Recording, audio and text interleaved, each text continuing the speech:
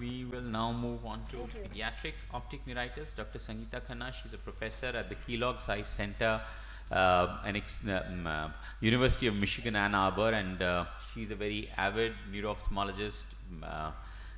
She and we are of course grateful for her that she travels for the AIOS very frequently to India. It's always a pleasure listening to her. Thank you, Rohit, for the introduction. Thank you to the organizers for inviting me. I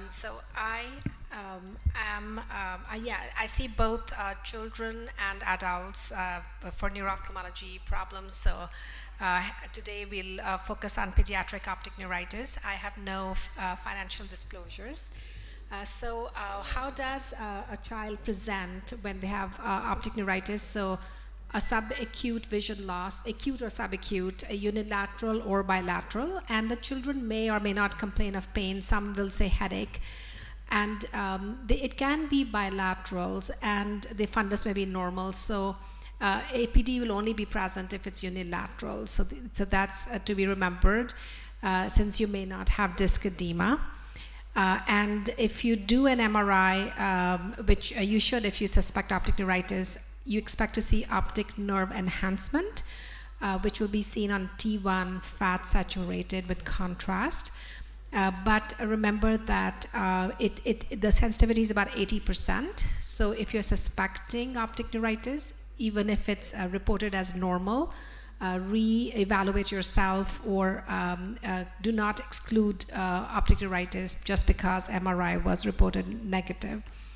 The etiology uncommonly it's infectious, like TB in India particularly, or sphenoid sinusitis because of its association in the anatomical association with the optic nerve. But more commonly it is inflammatory demyelinating optic neuritis, which happens post-infectious, post-viral infection after 4 weeks post-vaccination, or it can be part of a neuroinflammatory syndrome such as multiple sclerosis, NMO, MOG. This is from the paper on Update on Pediatric Optic Neuritis. It shows the MRI orbit findings. In the first panel is MS, a 12-year-old with multiple sclerosis. You can compare the right and left optic nerves, and you'll see at the short segment of it's bright on this post contrast, and then in the B is a longer segment on the left with the optic nerve sheath is also kind of inflamed, so it's shaggy. That's the MOG disease. And in a neuromyelitis optica in panel C, that doesn't have perineuritis, but it's long segment. So just to be aware how different things look. So just a review of what is aquaporin 4 IgG or NMO antibody. This is a self-surface antigen on the astrocytes, and antibodies form against this. So these are tested in serum, and it's by a cell-based assay. And they can have other symptoms because these aquaporin 4 receptors are found in certain areas of the brain. So they can have intractable vomiting or hiccups along with optic neuritis or myelitis. MOG-associated disease is present. Again, the MOG is on the oligodendrocytes. Here you can see, and that they produce the myelin. And again, these are antibodies tested in the serum, not CSF. So you just do serum studies, cell-based assay, and you want to use a cutoff for this. A low titer does not have as much specificity. So testing is serum cell-based assay, and live cell-based methodologies have less false positives than fixed cell-based assay. And the fixed cell-based assays are what are used in India mostly. Is that correct? Yeah.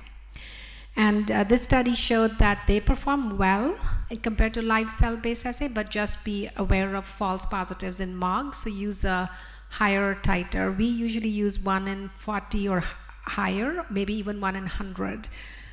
And then knowing, if you look at the North American experience, the Pediatric Optic Neuritis Prospective Outcomes Study recruited all incomers with acute optic neuritis, and they were 44 children recruited, and the incidence is kind of low, therefore the smaller number.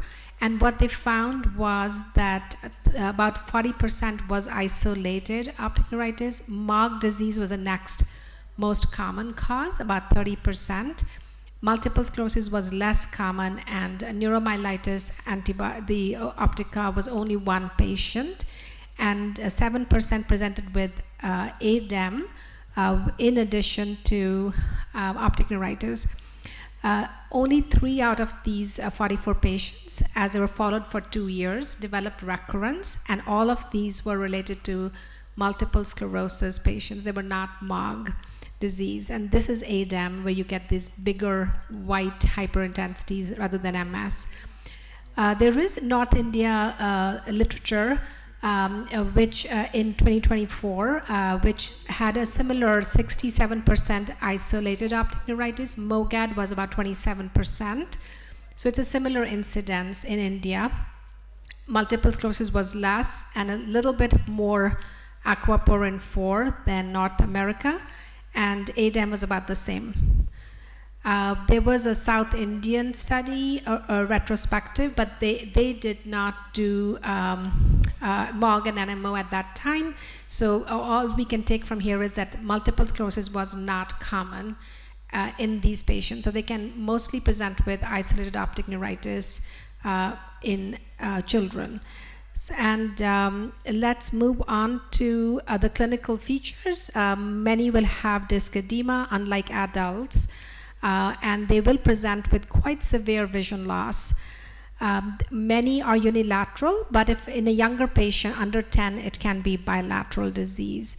So let's look at this case of a 6-year-old female who reports decline in vision with pain in the left eye, otherwise healthy, and the count fingers vision in that eye. So quite a drastic vision loss, APD, mild disc edema, as you can see here. So suspected left optic neuritis. So what should I do now? So we want to do MRI orbit and brain. You want to see what's the length of the orbit, optic nerve involvement, and you want to see, is there ADEM, is there white matter lesions. You also want to do MOG antibody and the aquaporin 4 antibody, and if need be, a pediatric neurology evaluation. This is her MRI, which shows long length with perineural enhancement. So she indeed had MOG disease, and you can see we get a titer. It's a 1 in 1,000. So how should we treat this? This is about lumbar puncture. I leave it to the neurologist to decide if they need a lumbar puncture. They don't always do, but I think in children they tend to do that. In lumbar puncture, I just want to know, there's one caution that CSF opening pressure may be high, so that doesn't change your diagnosis. It doesn't become IIH just because there is disc edema and high pressure. So the treatment, we don't have an optic neuritis treatment trial for children, but we use this information to guide us. And this showed us that don't use 1 milligram per kilogram dose of oral steroids. That causes higher recurrence. So go instead with IV methylprednisone. So in pediatric optic neuritis, we give 3 to 5 day course of IV methylprednisone. The dose is 20 to 30 milligram per kilogram per day, maximum of 1 gram per day. And then we follow it with bioprednisone taper. We are giving oral bioequivalent dose, like 1250 of oral prednisone to our adults, and occasionally to older children. That is less expensive, and I don't think it's used here, but worth considering if patients are financially constrained. And compliance with that oral dose has been documented to be very good.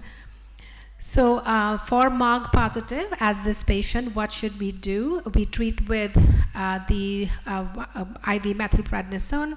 If it's severe vision loss and no response after 3 days, or insufficient response after 5 days, usually we go to IVIG. This is the neurologist, but you will guide that, because we don't want to delay. If you do it within 2 weeks of onset, there's much better outcome. And or some neurologists prefer plasma exchange instead, but the both are the options, IVIG being preferred. And then you start the steroid taper. Make sure you don't keep the patients on steroids, especially children, for a long time. Usually start tapering in about 1 to 2 weeks and maximum of 4 weeks. Not all children need MOG prevention. It's only needed if there is a recurrence after the first attack. You don't need to give. So I'll move on to just telling you that children with MOGAD often have a monophasic course, so no need to put them on preventative right away. And one last, with prognosis for MS in children, in the adults it was like 75% chance if you have a brain lesion, but in children we don't have that data, but we do know if it's an older child with white matter lesion, they can have a higher risk of developing MS. I think visual prognosis is very good. Most children, though they may present with severe vision loss, they improve, so you can advise the parents accordingly. Remember, there are mimickers. Leber's hereditary optic neuropathy. This does not respond to steroids. There is no enhancement. Infiltrative disease, if there's leukemia, the MRI can look like optic neuritis. Neuroretinitis has a large amount of subfoveal fluid and a macular star. Fulminant IIH will have bilateral disc edema with hemorrhage that can look like MOG, but there's no enhancement. And the CSF is high pressure, but no cell or protein. Thank you so much. Thank you. Thank you, Sangeeta. Any quick comments before we go on to the next question? Comments or questions? Yep. You can use the mask. The mic. So the neuroimaging part you mentioned, even if the MRI with contrast is looking normal, you should not exclude it. So if you compare with the adult optic neuritis and pediatric optic neuritis, is there any difference for the neuroimaging? Yeah, the MOG disease is more common in children, and in MOG associated disease you'll see more positives. It should be positive, the enhancement. So it's only in the post-infectious optic neuritis, a milder form, that it may look normal. Sometimes a review by yourself or a neuroradiologist will pick up. But if you go just by the report, don't dismiss it. Okay. Thank you. And the oral bioequivalent, so the person would have to eat a fair amount of tablets? Yes, we give 50 milligram tablet. We give 25 50 milligram tablets. And the study from Canada showed very good compliance. And we routinely do that. Our neurology and us, we routinely do not send them to the hospital for infusions anymore. And they are tolerating. I've only had one patient who accidentally took 25 of something else, which was on her bedside. Okay. But other than that, everybody's been good. Okay. Sure. 25 tablets can be quite daunting, no? Yes. Yeah. I just want to ask one question. Like, we have a 6-year-old with optic dispeller, and obviously MOG and NMO all are negative, and you start suspecting maybe some kind of a mitochondrial mutation in this child. So when do you consider giving IDBNON in these patients? Yeah. I think for us, it's when if you have excluded optic neuritis and if it's genetically positive, if you found a mutation. We don't do presumptively. But I assume like the main mitochondrial panel is easy to test, but the nuclear panel is harder to test. So that's our usual take. But yeah, I guess, I mean, first, it's not so easy, just like for steroids, it's not easy to take that much. We have, I think, only 40 milligram tablets available for IDBNON. Okay, Oh, so really? For yeah, the 900. yes, for the Oh. 900 milligrams. So again, he has to skip his breakfast and have those That's right. 45 There you go. milligrams. Yeah. You have proof of concept that people can take a lot of tablets. Yeah, so that's fair enough, but then obviously you're not even so sure how much impact it's going to have. I mean, it needs to be treated for a fairly long period of time for it. So that is why it would be better if you use that in the mutation positives rather than. What about these coenzymes? What are used instead of IDB-non? I mean, because they affect the mitochondrial chain. Yeah, I think that's So- anybody's guess, but I don't think we have data to support the use. But if there's no harm, I think. Again, the cost comes into picture. A large. Yeah, they are quite expensive. They no are doubt. Yeah, expensive, we are, if your question is, are you using or is any of, we are not, and most of my colleagues are not.